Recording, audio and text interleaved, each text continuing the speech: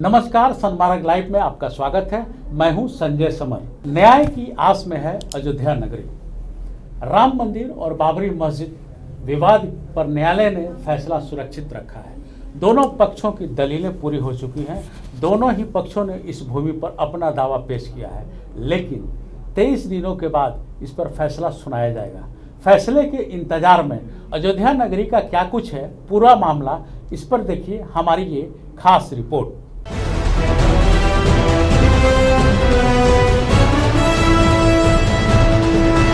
अयोध्या मामले को लेकर भारत के न्यायाधीशों की ओर देश विदेश की टकटकी लगी हुई है। अयोध्या मामले को लेकर अब तक क्या कुछ हुए हैं, आइए उस पर नजर डालते हैं। अगर 1528 ईस्वी की बात करें तो बाबर के सेनापति मीर बाकी ने बाबर के आदेश से अयोध्या में एक मस्जिद का निर्माण किया। अनेक हिंदू समूहों का मानना है कि यह मस्जिद वहां स्थित राम मंदिर को गिराकर बनाई गई है। वहीं अगर हम 1853 की बात करें तो मंदिर मस्जिद विवाद को लेकर अयोध्या में पहली बार सांप्रदायिक हिंसा हुई। 1949 में बाबरी मस्जिद के भीतर कथित तौर पर भगवान राम की मूर्ति रख दी गई, जिसका मुसलमानों ने विरोध किया। इसके बाद दोनों ही पक्षों ने दीवानी मुकदमा दायर किया। सरकार ने इस स्थल को विवादित घोषित कर यहां ताला लगा दिया। वहीं 1984 में विवादित भूमि पर मंदिर निर्माण के लिए विश्व हिंदू परिषद ने एक समिति का गठन किया। वहीं 1986 में जिला न्यायाधीश ने मस्जिद परिसर का दरवाजा खोलने का आदेश देते हुए वहां स्थापित मूर्तियों की पूजा की अनुमति दी। इस आदेश को चुनौती देने के लिए मुस्लिम समूहों द्वारा मस्जिद एक्शन कमेटी बनाई गई। वहीं 25 सितंबर 1990 को राम मंदिर निर्माण के लिए समर्थन जुटाने के लिए भाजपा नेता लालकृष्ण आडवाणी के विवादित रथ यात्रा की शुरुआत हुई और 23 अक्टूबर 1990 को बिहार के समस्तीपुर जिले में रथ यात्रा को रोक दी गई और आडवाणी को गिरफ्तार किया गया। आपको बता दें कि 6 दिसंबर 1952 में मंदिर निर्माण के उद्देश्य से अयोध्या में जुटी भीड़ ने मस्जिद की इमारत को ढा दिया और अस्थायी मंदिर की स्थापना कर दी। 10 दिसंबर 1952 में केंद्र सरकार द्वारा अयोध्या की घटनाओं की जांच के लिए लिब्राहन आयोग का गठन किया गया।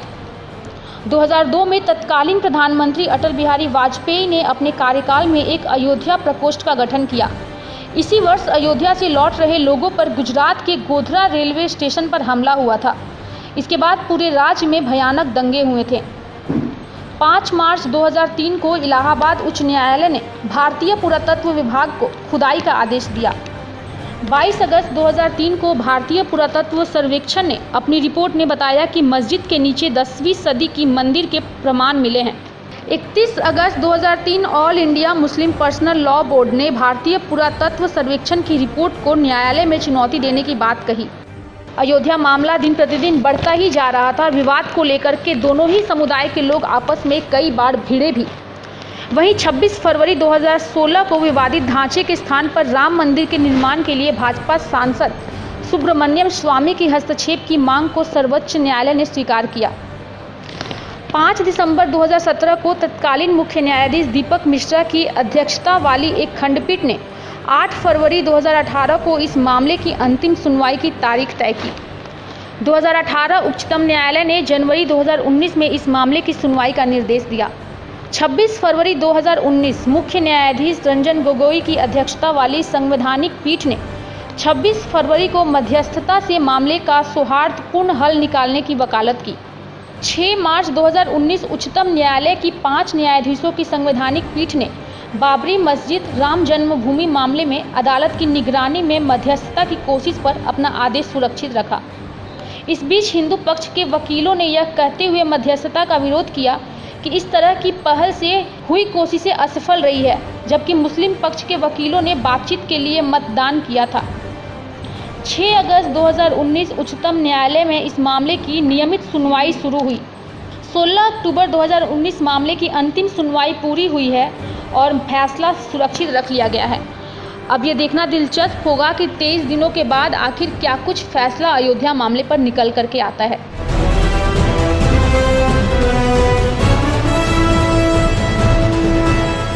तो आपने देखा हमारी इस रिपोर्ट को। इस पूरे मामले पर बातचीत करने के लिए हमारे साथ स्टूडियो में मौजूद हैं वरिष्ठ वकील नदीम अख्तर साहब। नदीम अख्तर साहब, आपका स्वागत है सनमार्ग लाइव। बहुत बहुत धन्यवाद। और दूसरी तरफ है प्रणव कुमार बब्बू, डॉक्टर प्रणव कुमार बब्बू। प्रणव कुमार बब्बू जी, आपका बहुत बहुत स्वागत है। तो नदीम साहब, अयोध्या नगरी को लेकर के आज सालों साल से कई तरह के विवाद चल रहे थे, सामाजिक ताना बाना गड़बड़ा रहा था। अब वो अंतिम फैसले के इंतजार में पड़ा हुआ है, जिस पर देश विदेश चारों तरफ टकटकी लगा करके बैठी हुई है। जिस ढंग से ये सुनवाई हुई, सुनवाई में क्या क्या हुआ और क्या होना चाहिए, क्योंकि समाज के एक बड़ी जिम्मेवारी का काम आप लोग करते हैं, जिन्हें वकील कहा जाता है। बहुत बड़ी जिम्मेवारी, लोकतंत्र का अगर मान सम्मान और प्रतिष्ठा बचाने की बात है तो वो जिम्मेवारी वकील लोगों के ऊपर ही है। तो नदीम साहब, ये बताइए कि फैसला किस ढंग से चला, क्या हुआ और कैसे आने की संभावना दिखाई दे रही है? देखिए, फैसला क्या होगा, चूँकि मामला ये सब जुडिस है, अभी कोर्ट में, अभी माननीय सर्वोच्च न्यायालय में सब जुडिस है, तो इस पर बहुत अधिक चर्चा हम लोग नहीं कर सकते। लेकिन आपने जिस तरह के प्रश्न उठाए कि पूरा विश्व के सबसे बड़े लोकतंत्र की न्यायपालिका पर जो एक बहुत बड़ा इशू जो वर्षों से चला आ रहा है और जिसके कारण समाज में कोई पॉजिटिव संदेश नहीं गया आज तक, इसका दोनों पक्षों ने, समाज को तोड़ने के लिए दोनों पक्षों ने राजनीतिक हित में इसका इस्तेमाल किया है। देश की आस्था है श्री राम, मर्यादा पुरुषोत्तम श्री राम, ये सबके आदर्श हैं, पूरे विश्व के आदर्श हैं मर्यादा पुरुषोत्तम श्री राम। अगर उनकी आप जीवनी को पढ़ें, उनके उद्देश्य को देखें, तो कोई नहीं चाहेगा कि मर्यादा पुरुषोत्तम श्री राम को एक जो उनकी प्रतिष्ठा का स्थान है वो नहीं मिले। लेकिन बाबरी मस्जिद को जिस तरह से ध्वस्त किया गया, इसके पीछे भी जो पूरी हिस्ट्री रही है कि किस तरह से बाबरी मस्जिद में राम मंदिर होने का दावा किया गया और स्टेप वाइज जिस तरह से जो है ना उसमें कदम उठाया गया, उसका सारे प्रमाण उसके मौजूद हैं। जहाँ तक प्रश्न है कि इसको हिंदू मुस्लिम के रूप में क्यों बांट दिया गया, आराध्य सारे लोग मानते हैं, विश्व में सारा धर्म, सारा विश्वास, सारे लोगों की आस्था है कि ईश्वर एक है जो पूरी सिस्टम को चला रहा है। और हमारे हिंदू संस्कृति में भी की बात अगर हम करें तो हमारे हिंदू संस्कृति में भी लोक और परलोक का कंसेप्ट है।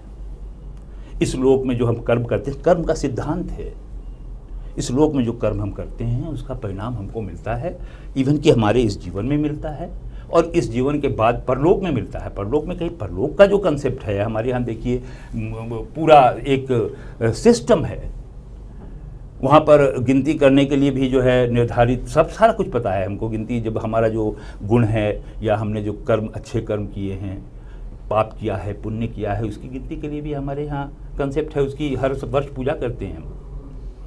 तो भैया ऐसा है कि इस मुद्दे को आज की तारीख में हम देखें तो सारा भारतवर्ष जो विश्व का सबसे बड़ा लोकतंत्र है, सारे विश्व की पैनी नज़र उस लोकतंत्र की न्यायपालिका पर लगी हुई है।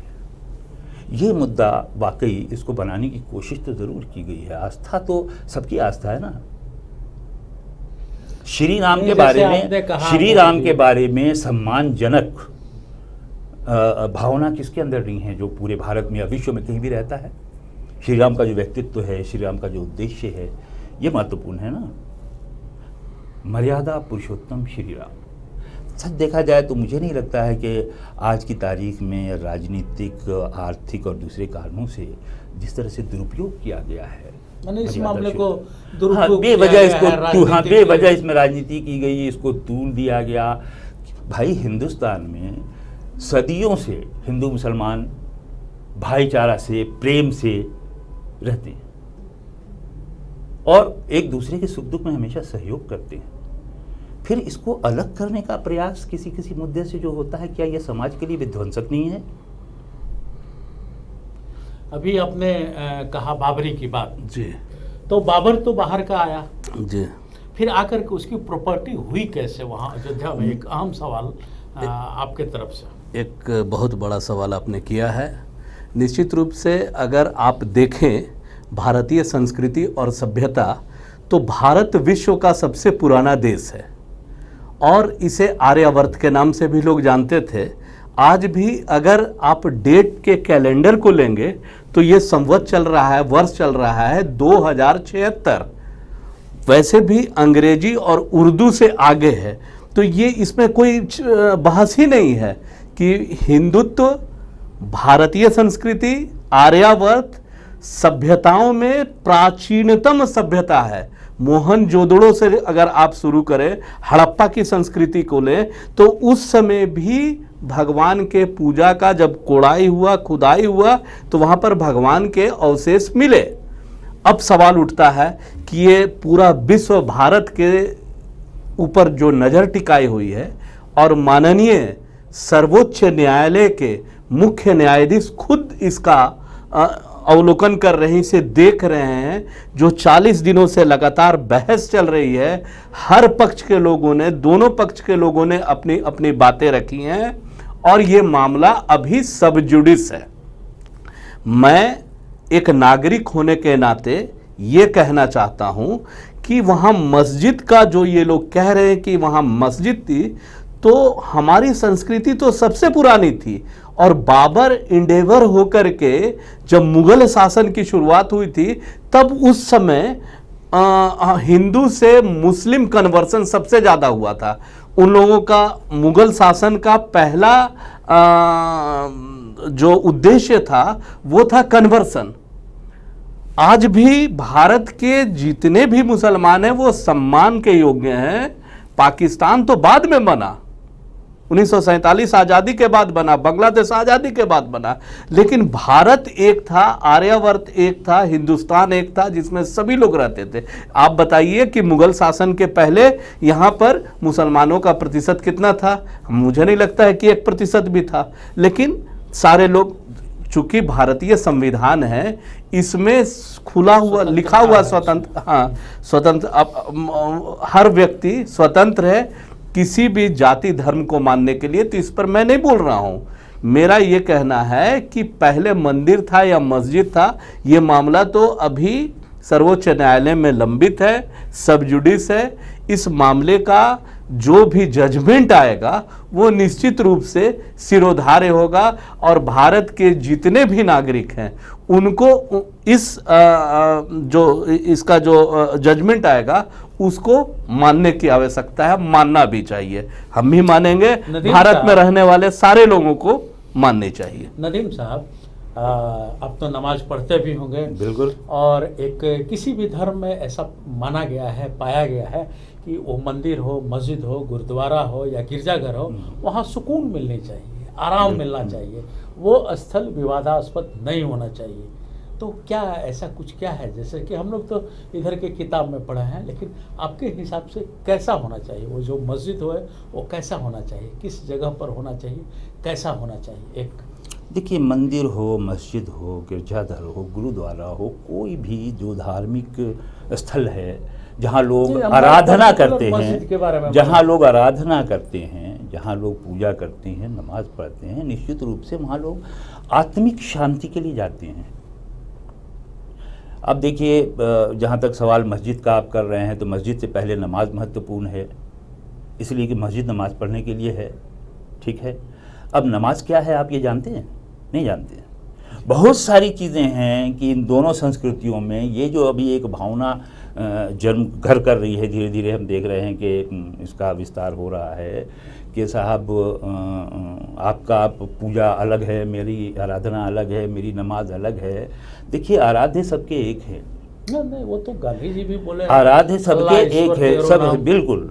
गांधी जी ने कहा, अल्लाह इस बात को। अभी मैं पिछले दिनों देख रहा था, मोदी जी का एक छोटा सा कहीं पर एक कैप्शन देख रहा था, वो मुसलमानों को संबोधित करके बोल रहे थे और बज़ाब्ते वो कुरान की आयत पढ़ के सुना रहे थे।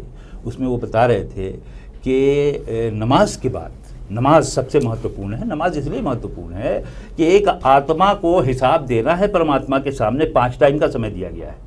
5 टाइम आप खड़े होइए कि आपने पहले समय से लेके, एक सुबह फजर की नमाज होती है सुबह सूर्योदय से पहले, और उसके बाद फिर दोपहर में जब दोपहर ढलता है तो ज़ोहर की नमाज होती है, फिर असर की नमाज, इस तरह से 5 टाइम की नमाज होती है। हर नमाज के बाद जो बंदा है, जो आत्मा है, जिसको ईश्वर ने सारी कुछ दिया है, समाज दिया है, परिवार दिया है, सारी सुविधाएं दी हैं, जीवन यापन करो, तो अक्सर उद्देश्य क्या है? आप पवित्रता के साथ जीवन गुजारिए।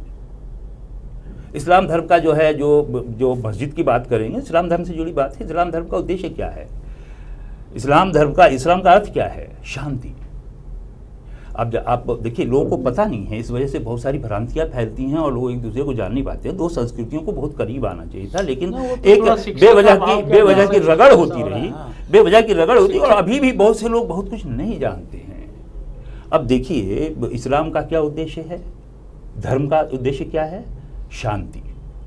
हर हाल में शांति, न्याय, और बल प्रयोग कहीं उसकी जगह नहीं है। ये जो आतंकवाद का आजकल एक छाप लगा हुआ है, IS इस्लामिक आतंकवाद है, ये जो है बिल्कुल गलत है। इसलिए गलत है कि इस्लाम में शांति की जगह है, और केवल शांति और न्याय के लिए ही आप हथियार उठा सकते हैं, अन्यथा हथियार उठाने के लिए कोई जगह नहीं है। आप किसी को सजा देने का अधिकार नहीं रखते हैं। इस्लाम में हर आदमी बराबर है, राजा भी वही है। और आप मस्जिद में जाएंगे तो आप वहाँ देखेंगे कि वो समय का जो बादशाह है, राजा है या मिनिस्टर है, जो भी है, जो भी किसी तबके का कोई आदमी है, सारे तबके के लोगों के लिए वहाँ बराबर जगह है। जो पहले जाता है वो सबसे पहली सब में बैठता है। उसको हटा के पीछे से एक आके राजा नहीं बोल सकता कि आप यहाँ से हटो, मैं यहाँ बैठूंगा, मैं राजा हूँ।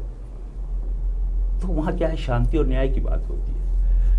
तो दिक्कत कहाँ होती है? जब दो संस्कृतियों को लोग समझते नहीं हैं और उसके बारे में भावनाएं अच्छी नहीं होती हैं। किसी एक आदमी के व्यवहार को देख के, देखिए समाज जो है ना, आर्थिक कारण बहुत बड़ा कारण होता है किसी भी समाज के व्यवहार का। व्यवहार जो भी ये होता है, मानव का जो व्यवहार है, वो आर्थिक कारणों से होता है। एक आदमी अगर भूखा है, लगातार कई दिन तक भूखा है, तो जो उसके सामने रोटी आएगी, मांगेगा, नहीं मिलेगी तो या तो लूटेगा या फिर चोरी करेगा। अन्यथा क्यों करेगा? जिसका पेट भरा है वो रोटी क्यों चोरी करेगा? बिल्कुल सही। तो ये देखिए, समाज में समरसता, हमारा जो देश है विश्व में बिल्कुल पिकुलियर कंट्री है हमारा। ऐसा देश कहीं नहीं मिल सकता। देखिए, ये जो है ना, ये पाकिस्तान और बांग्लादेश और अफगानिस्तान, ये भारत भूभाग, भारतीय भूभाग, भारतीय उपमहाद्वीप जिसको हम कहें, ये सारा का सारा एक है और इसकी संस्कृति एक है।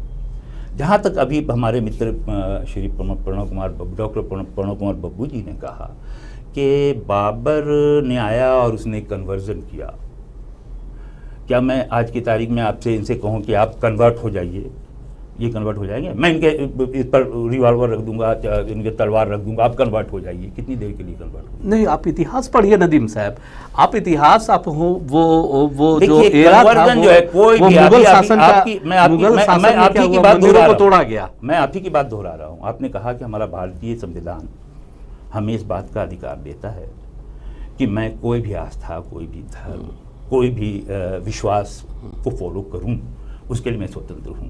आप भी स्वतंत्र हैं, सब लोग स्वतंत्र हैं। आज मैं मुस्लिम धर्म मुझे अच्छा लगता है, कल हो सकता है मैं बुद्धिज्म में जब उसका अध्ययन करूंगा और मुझे लगे कि नहीं, बुद्धिज्म जो है ना ज़्यादा बेहतर है, तो आप क्या मुझे रोकेंगे कि आप? नहीं, कोई नहीं रोकेगा। फिर आप जो है ये प्रश्न क्यों उठाते हैं? कारण ये था कि जिस ईस्वी में ये मुगल शासक यहाँ आए, आज हमारे पास लेटेस्ट इक्विपमेंट्स है, आज हमारे पास मोबाइल है, व्हाट्सएप है, फेसबुक है।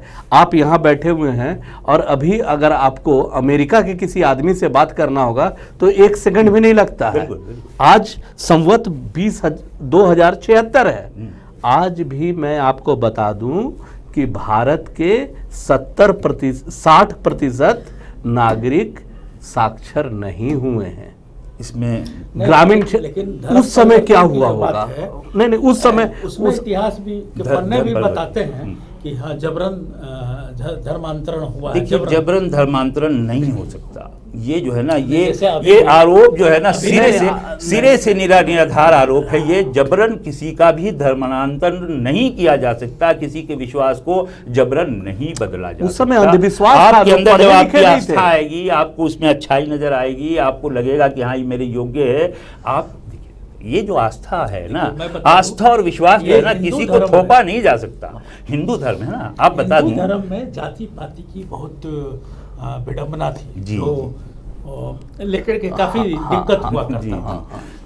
ऊंच नीच का भाव ऊंच था, नीच का, जाति वही बात मैं भाव बता रहा था, हूं। वो कई भागों में तो बटा हुआ समाज था। आखिर क्या कारण था कि बुद्धिज्म को आना पड़ा? हमारे सनातन धर्म के बाद हमारे हिस्ट्री में बब्बू जी समाजशास्त्री हैं, हमारे मित्र हैं, लर्नेड आदमी हैं, आप बताइए कि क्या कारण था कि एक बहुत बड़ा तबका सनातन धर्म छोड़ के बुद्ध धर्म में उसकी आस्था हो गई और लोग बुद्धिस्ट हो गए और पूरे विश्व में फैल गए। मैं तो बताया कि विकास का पैमाना जो है ना किसी भी राज्य का, किसी भी देश का, वो होता है साक्षरता। कितने लोग पढ़े लिखे हुए हैं, उनका क्या परसेंटेज है। आज इतना डेवलपमेंट होने के बाद भी हम 100% साक्षरता हासिल नहीं कर पाए हैं। आज भी हमारे ग्रामीण परिवेश के लोग साक्षर नहीं हो पाए हैं। और आज से 500-700 साल पहले क्या स्थिति रही होगी जब वर्ण व्यवस्था था, ब्राह्मण, क्षत्रिय, वैश्य और शूद्र। उस समय क्या होता था कि कुछ ऐसे तबके के लोग होते थे जिनको गांवों में सामूहिक रूप से आना या उसमें शादी में आना या मंदिर में घुसना वर्जित था। ऐसे समय का फायदा उन मुगलों ने लगाया। मुगल देखे कि इनके सिस्टम में घुस करके इनको ब्रेक किया जा सकता है। जिस तरह से अंग्रेज हम लोगों के ऊपर शासन किए, हम लोगों का तो इतिहास रहा है कि हम लोग शासित रहे हैं। कभी मुगल आ गए, कभी इंडेबस आ गए, कभी अंग्रेज आ गए। तो स्थिति आज भी जरूरत है, आज भी जरूरत है संपादक महोदय जी कि सबसे पहले साक्षरता को फैलाया जाए। देखिए साक्षर 100% लोगों को किया जाए। साक्षरता की कमी है, इसके लिए कोई धर्म जिम्मेदार नहीं। नहीं, आप इसी साक्षरता की बात पर अभी बात हुई थी, मैंने मोदी जी का हवाला दिया, मोदी जी का हवाला दिया जिन्होंने कुरान की आयतों को उद्धृत करके कहा, बताया अपने भाषण में। मेरे पास भी है अभी वो, मैं आपको दिखा दूंगा। उसमें उन्होंने बताया कि इस्लाम में धर्म के बाद, नमाज के बाद सबसे महत्वपूर्ण चीज क्या है? शिक्षा, ज्ञान, इल्म। साक्षरता तो उससे पहले की पीढ़ी है ना, उसके बाद की पीढ़ी है ये इस दूसरा महत्वपूर्ण फर्ज है। पहला फर्ज जो है नमाज है और दूसरा महत्वपूर्ण फर्ज है कि आप इल्म, आप ज्ञान पिपासु हों।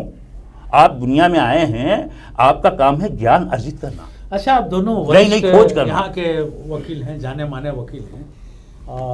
अयोध्या मामले को लेकर के जो रवैया ये इनका धवन जी का जो रहा, वो क्या कैसे देखिए अयोध्या मामले को लेके मैं धवन जी को जो है धन्यवाद देना चाहूँगा। और उन्होंने अयोध्या मामले में जो असल में देखिए ये जो अयोध्या मामला जो सुप्रीम कोर्ट में अभी चल रहा है या इससे पहले जो इलाहाबाद हाई कोर्ट में चला है, ये जो है उस ज़मीन के मालिकाना हक की लड़ाई हो रही है।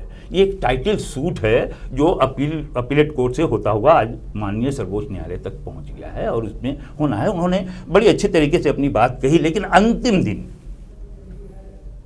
सुनवाई के अंतिम दिन माननीय सर्वोच्च न्यायालय के समक्ष, खंडपीठ के समक्ष जिस तरह का व्यवहार उनका वो फाड़ना तोड़ना वाला था, ये तो बिल्कुल इसका समर्थन किसी को नहीं करना चाहिए। ये समर्थन के योग्य काम नहीं है।